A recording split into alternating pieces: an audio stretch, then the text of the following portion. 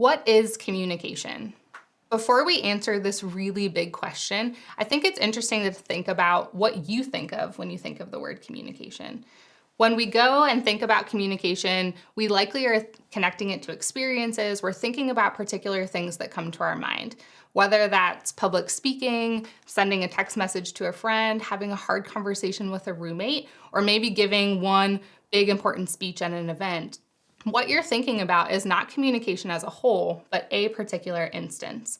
What we're going to be doing in this course is thinking about how the broad, general, overarching communication definition fits into each of those places, not thinking about a specific instance and going broad.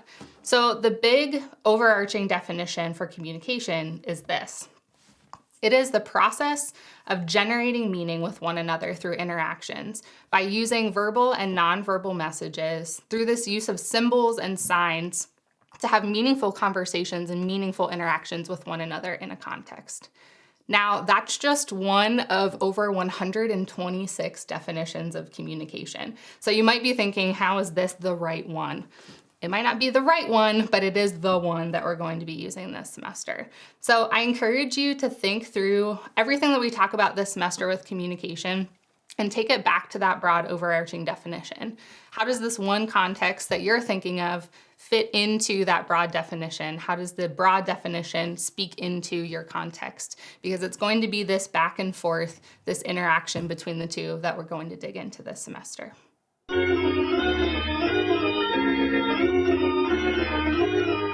We just spent some time talking about what communication is, defining it, thinking about how it can be broad, but it also can be contextualized. The next thing that we want to discuss is the fact that communication has been broken down into 5 different forms of communication.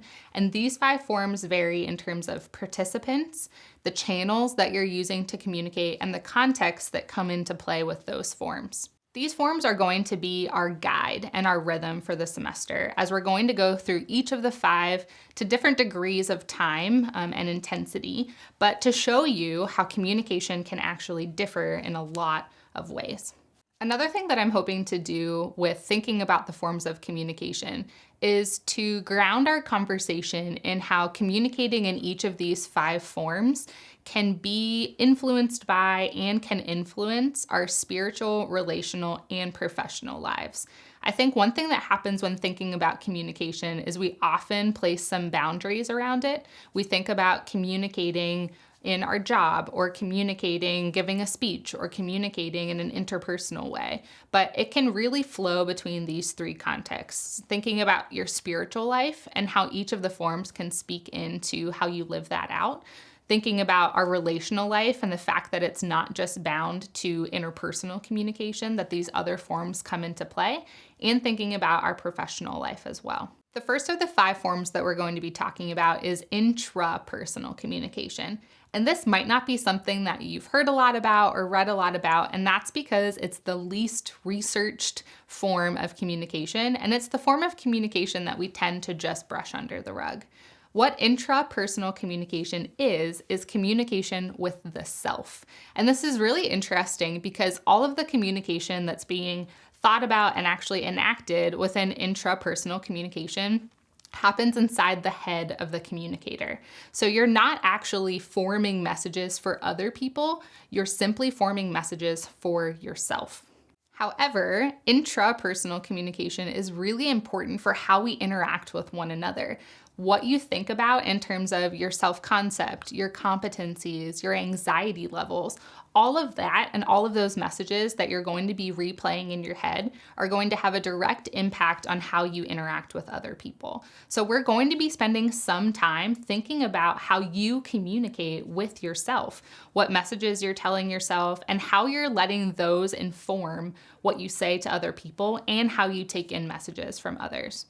This will be the very first form of communication that we're going to dig into this semester because it lays a really important foundation for all of the other forms.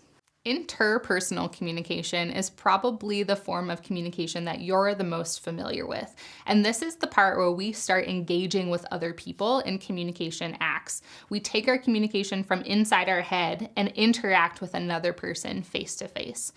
This is the form of communication where we really start thinking about how we build and maintain relationships with other people. And that's going to be the focus of what we're going to think about within interpersonal communication. We spend more time discussing and interacting and conversing with other people within interpersonal communication than any other form of communication that we're going to talk about today or throughout this semester. So we're going to be spending a pretty good chunk of time talking about how we communicate within relationships. We'll be digging into things like verbal and nonverbal communication, thinking about how often and what exactly we disclose to other people regarding what we think or feel or what we would like to do.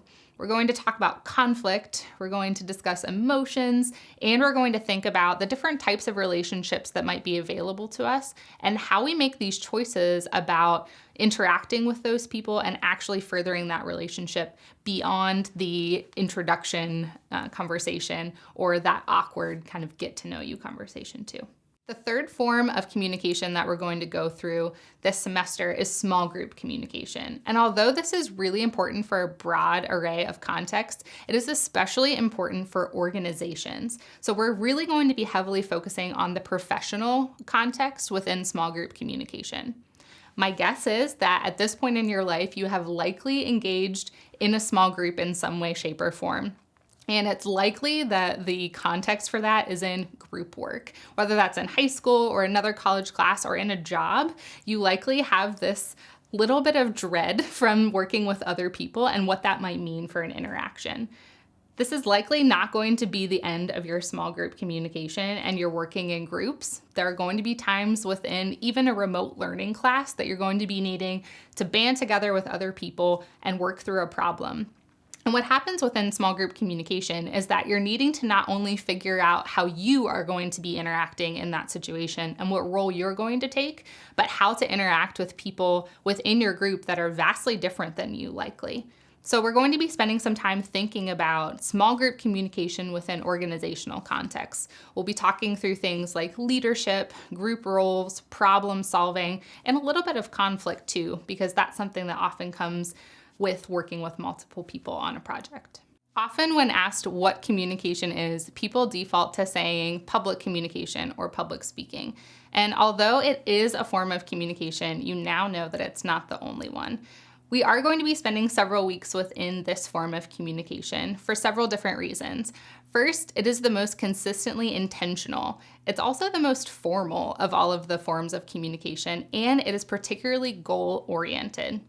We're going to try and move public speaking and public communication outside of the bounds of giving a speech in a class, as that's a context that you might not come across at another time. But you are going to be giving public communications in different ways. So you might be sharing your testimony with a group of people sitting around a campfire. You might be talking with other people in a small group where you're giving a speech of some kind and interacting with public communication. Or you might be in charge of running a meeting at your workplace. So you're going to be the one talking about data or a plan that you might have going forward. So although we're going to be thinking about how to speak in such a way that you're delivering your communication in a good way, both verbally and non-verbally, I want you to think about public communication as not a speech, but something that you're doing publicly with a lot of different people in front of you. Finally, we're going to talk about the fifth form of communication, which is mass communication. This is communication that normally happens within print or electronic media, where we are in charge of creating the message and we are sending it out to the masses. This is likely something you're already encountering by engaging in social media, or perhaps you write for a personal blog where you're putting your information out there for anyone to really access. The interesting thing about mass communication, as differentiated from the other forms, is that you don't have immediate feedback given to you about what you're thinking or feeling. If you think back through the other forms, when you're talking with someone interpersonally, you can read their verbal and nonverbal signals that they're giving you. When you're in a small group, you can kind of read the room or see some feedback coming at you based on what you're saying. And even if you're in a public communication setting where you have this really big audience in front of you, there's some sense for you to think about how it is that you're doing or how your message is coming across. But that's a lot harder with mass communication. And I think a couple things to think about within mass communication in order to wrap our heads around who is reading our messages and how are they engaging in that message is to first talk about media literacy. So we're going to spend some time walking through that topic as well as thinking about some theories of mass communication, how it works and how it's different than all of these other forms that we talked about before. Overall, these 5 forms of communication are really going to be setting the stage and setting the rhythm for how we're going to interact and engage in communication processes throughout this semester. We're going to start very much inward by thinking about intrapersonal communication. And I encourage you to dig deep into that section because I'm going to be asking you to reflect on that in the modes afterward and the forms afterward. We're then going to be moving into interpersonal communication and thinking about how we communicate with another human being, moving a little broader into small group communication, and then getting into public communication and mass communication to end. I really hope that this way of thinking about communication and the different ways and the different forms that it can take can give you an opportunity to think about the contexts that matter for you and the ways in which you see yourself engaging in communication in all of these forms. I'm excited to go forward thinking about communication and really digging into these forms with you this semester, and I can't wait to see what you find out. I think that's it. We did it. I did it. Oh, me and my invisible friend.